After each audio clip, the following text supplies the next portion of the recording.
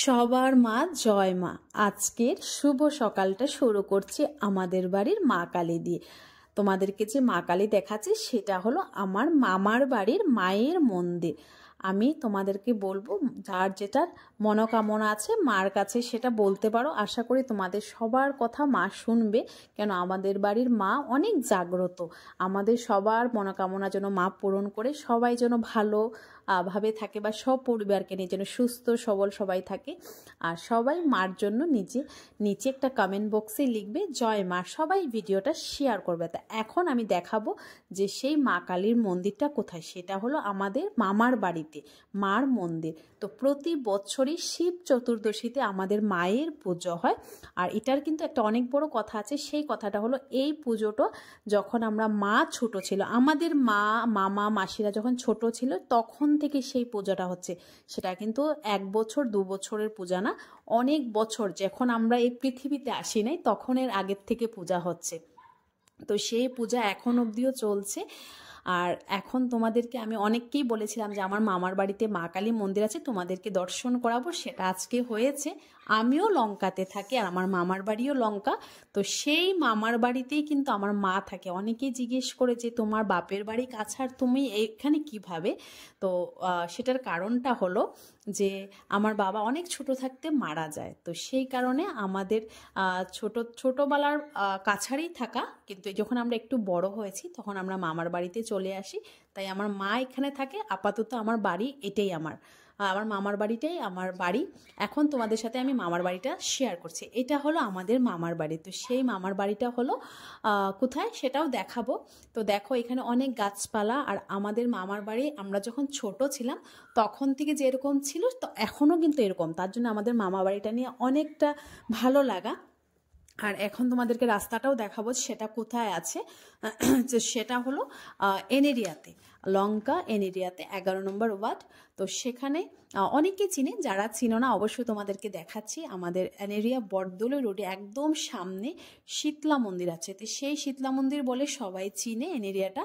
তো এখানে তো আমাকে দেখতেই পাচ্ছ, আমি একটু রাস্তায় দাঁড়িয়ে ভিডিওটা করছি, তোমাদেরকে একটু দেখালাম। আর এই রোডেই কিন্তু কলেজও আছে, সেটা হলো গোপীনাথ কলেজ।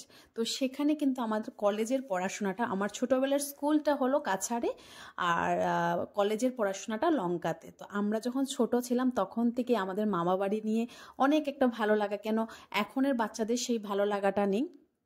আমাদের এক্সাম শেষ হয়ে গেলে, যখন আমরা ছোট ছিলাম কাছাড়ে ছিলাম, আমরা অপেক্ষায় থাকতাম যে কখন আমাদের এক্সাম শেষ হবে আর আমরা মামার বাড়িতে যাব।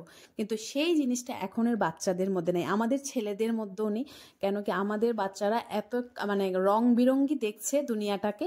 ওরা ভাবে যে মামার বাড়ি মাসির বাড়ি পিসির বাড়ি বলতে কিছুই নেই। এক্সাম শেষ মানে আমরা বাইরে কোনোখানে ঘুরতে যাব, দিল্লি যাব, আমরা কাশ্মীর যাব, গ্যাংটক সিকিম, এইসব নিয়ে ওরা এইগুলো জিনিস খুব পছন্দ করে। পার্কে ঘুরতে ভালোবাসে, রেস্টুরেন্টে ভালোবাসে। তো সেই জিনিসগুলো আমাদের জন্য কিছুটা নষ্ট হয়ে গেছে। কেন সেই জিনিসগুলো আমাদের মা বাবা আমাদেরকে দিয়েছিল বলে আমরা সেই ভালোবাসাগুলো মা মাসির থেকে পেয়েছি। কিন্তু আমরা সেই জিনিসগুলো আমাদের প্রত্যেকের বাড়ি এখন যাওয়া হয় না। কেন যাও একটা ছুটির দিন থাকে সানডে, সেই সানডেটার মধ্যে আমাদের ছেলেদেরকে মেয়েদেরকে আমরা অনেক কিছু অ্যাক্টিভিটিতে দিয়ে দিয়েছি, তার জন্য আমাদের সময় নেই। খুব ব্যস্ততার মধ্যে দিনগুলো চলে যায়। তো এখন দেখতে পাচ্ছ আমাদের যেরকম ছোট থাকতে মামার বাড়ি ছিল সেই রকমই এখনও আছে। এই কলগুলো, পাম্প কলগুলো কিন্তু প্রত্যেকের বাড়িতে এখনও নেই, কিন্তু আমার মামার বাড়িতে এখনও আছে। আমরা ছোটোবেলা যেরকম ছিল এখনও এই কুয়ার থেকে, আমাদের যখন দাদু দিদিমা ছিল তখন এই কুয়ার থেকে জল উঠাতো, কিন্তু এই কুয়াতেও এখন জল নেই।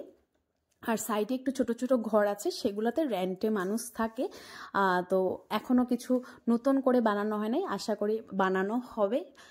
আর অবশ্যই তোমরা জানাবে আমার মামার বাড়িটা কীরকম হয়েছে। আর খুব সুন্দর করে এখানে গাছপালা লাগানো হয়েছে, সেটা আমার মামা মামি খুব শৌখিন। আর মার পুজোতেও অনেক ফুল লাগে, তাই বাড়িতেই একটু গার্ডেন করার চেষ্টা করেছে।